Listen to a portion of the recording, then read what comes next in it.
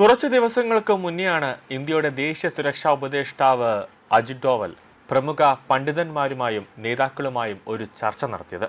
ശക്തമായ രീതിയിൽ ഒരു മഹാരാജ്യം കെട്ടിപ്പടുക്കാൻ നിങ്ങൾ ഒപ്പമുണ്ടാകണമെന്നാണ് ഡോവൽ മതപണ്ഡിതന്മാരോട് പറഞ്ഞത്. വ്യവസായികൾ, വിദ്യാഭ്യാസ വിദഗ്ധർ, ആക്ടിവിസ്റ്റുകൾ, ഡോക്ടർമാർ, പത്രപ്രവർത്തകർ ഉൾപ്പെടെ 14 സംഘത്തെ പ്രധാനമന്ത്രിയുടെ പുതിയ ഔദ്യോഗിക വസതിയിൽ വെച്ചാണ് കൂടിക്കാഴ്ച നടത്തിയത്. ഏകദേശം 1.5 മണിക്കൂർ ഡോവൽ അതിഥികളോട് സംസാരിച്ചു.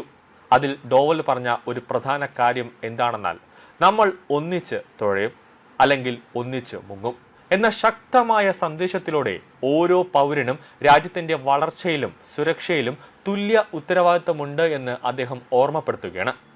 വിഭജന രാഷ്ട്രീയത്തെ തള്ളിക്കളഞ്ഞ് ദേശീയത എന്ന വികാരം നെഞ്ചിലേറ്റേണ്ടതിന്റെ അനിവാര്യതയാണ് അദ്ദേഹം തന്റെ പ്രസംഗത്തിലുടനീളം പങ്കുവച്ചത്. രാജ്യത്തിന്റെ ആഭ്യന്തര ഐക്യം തകർക്കാൻ ശ്രമിക്കുന്ന ബാഹ്യശക്തികൾക്കെതിരെ ജാഗ്രത വേണമെന്ന് ഡോവൽ മുന്നറിയിപ്പ് നൽകുകയാണ്.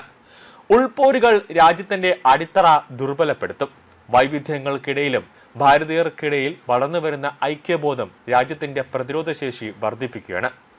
കഴിഞ്ഞ 12 വർഷത്തിനിടെ ഇന്ത്യൻ സൈന്യത്തിലും അർദ്ധ സൈനിക വിഭാഗത്തിലും മുസ്ലിം യുവാക്കളുടെ പങ്കാളിത്തം ഗണ്യമായി വർദ്ധിച്ചത് ഇതിന്റെ വലിയ തെളിവാണ്. ആർമി, CRPF, BSF തുടങ്ങി സുരക്ഷാ ഏജൻസികളിൽ മുസ്ലിം യുവാക്കൾ സേവനമനുഷ്ഠിക്കാൻ മുന്നോട്ട് വരുന്നത് രാജ്യത്തോടുള്ള അവരുടെ കൂറും നേഷൻ ഫസ്റ്റ് എന്ന നയം മുസ്ലിം സമൂഹത്തിനിടയിൽ വേരൂന്നുന്നതിന്റെയും ഒരു അടയാളമാണെന്ന് അദ്ദേഹം ചൂണ്ടിക്കാട്ടുകയാണ്. അതിർത്തി കാക്കുന്നതിൽ സമുദായം നൽകുന്ന സംഭാവനകളെ പ്രശംസിച്ച ഡോവൽ ഇതിനെ ഒരു നിശബ്ദ വിപ്ലവമെന്നാണ് വിശേഷിപ്പിക്കുന്നത്. എന്നാൽ ഡിജിറ്റൽ യുഗത്തിൽ സോഷ്യൽ മീഡിയയിലൂടെ പടരുന്ന വ്യാജ വാർത്തകളും തീവ്രവാദ ആശയങ്ങളും യുവാക്കളെ വഴിതെറ്റിക്കാൻ ശ്രമിക്കുന്നുണ്ട്.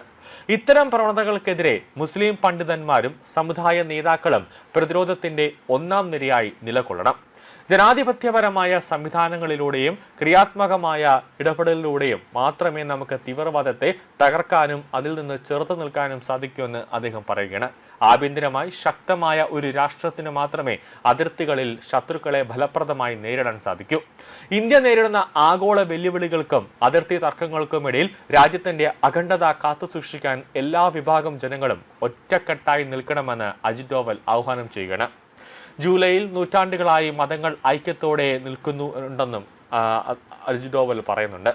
ഇന്ത്യയിൽ ഇസ്ലാം സവിശേഷവും പ്രധാനപ്പെട്ടതുമായ ഒരു സ്ഥാനം വഹിക്കുന്നുണ്ട്. ലോകത്തിലെ 2ാമത്തെ വലിയ മുസ്ലിം ജനസംഖ്യ വസിക്കുന്ന രാജ്യമായ ഇന്ത്യ അതിന്റെ നിരവധി മതവിഭാഗങ്ങൾക്കിടയിൽ ഇസ്ലാം സവിശേഷവും പ്രധാനപ്പെട്ടതുമായ അഭിമാന സ്ഥാനമാണ് വഹിക്കുന്നത്.